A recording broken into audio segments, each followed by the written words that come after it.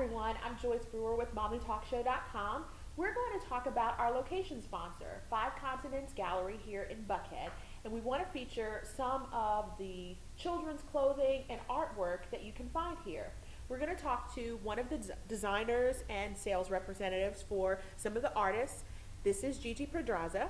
Tell us about the clothing here that you can find and how it comes from Peru and how that all works and is involved with fair trade. Okay, well, hello, my name is Gigi. I run Inca Kids. Inca Kids is a self-funded venture. We're members of the Fair Trade Federation in Green America. What we do is we craft, not me, through me, the artisans, and design unique products, all made with natural materials. They are all handmade by skilled but unprivileged artisans in Peru. Fair trade means that fair trade is a social movement and is also a market-based approach looking for fairness, price for the producer and the customer. It's not charity, it's a partnership, it's trade.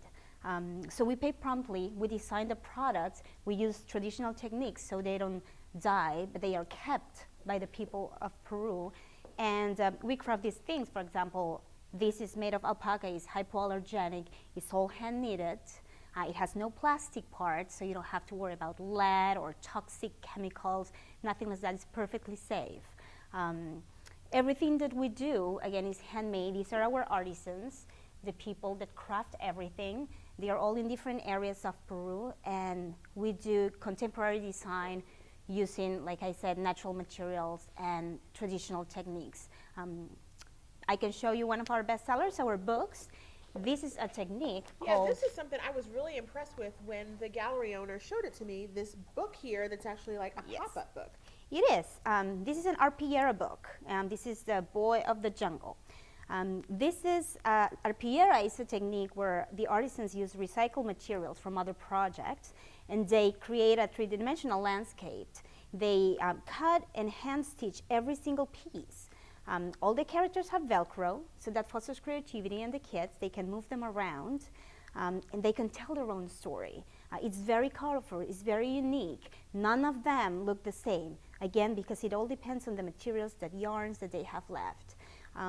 This is a technique that was very famous in the late 80s and 90s. People from Chile and Peru used to craft these tapestries as a way to pass information from political prisoners in jail to the outside world. Nobody would suspect anything because this is a traditional activity, hand stitching and knitting and sewing. They was actually messengers.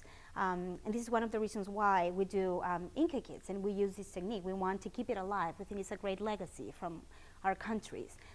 These days, of course, we don't have political prisoners or anything like that in South America, but we keep this tradition alive, and a lot of people, our artisans, not even speak Spanish, for example. They speak their native languages, and through these books and stories, they tell us, you know, where they live, their stories, what they are feeling, you know, the stories that they have to tell us. The important thing, I guess, that stands out to me is that these artisans are getting the money almost directly. It's not like they have to go through some mass person or they have to worry about things. It's really helping them support themselves and their families. Absolutely.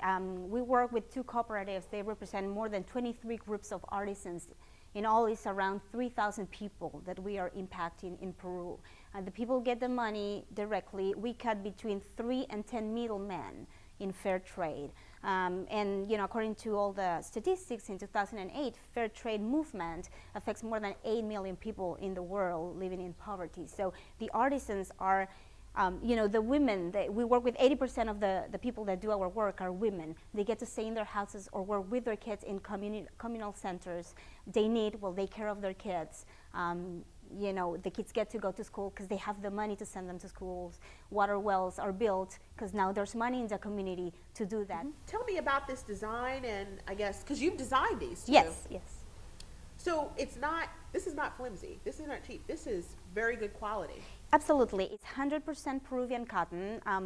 Most of our toys also are made with organic cotton and vegetable dyes. A lot of people say, okay, organic cotton, but they use the regular dyes, which are contaminating the organic cotton. So everything is organic dyes. It's very healthy. This is crocheted, 100% Peruvian cotton. It will not fade. It will not, you know, shrink or anything. It's 100% natural materials. And again, that's our big difference with, you know, other retailers of, I want to say, cheaper clothing. You know, all the work that is involved in this is really important. The quality is fantastic. The design, it's excellent. And you know that every single purchase from a fair trade product goes directly to an artisan family, to support the family and their kids. You don't know, it's like a, you know, whatever factory somewhere. This was made by a real person, one of these women. Thank you so much, Gigi, for telling us about IncaKids.org and that families can find these wonderful items here at 5 Continents. Thank you, Gigi. Thank you.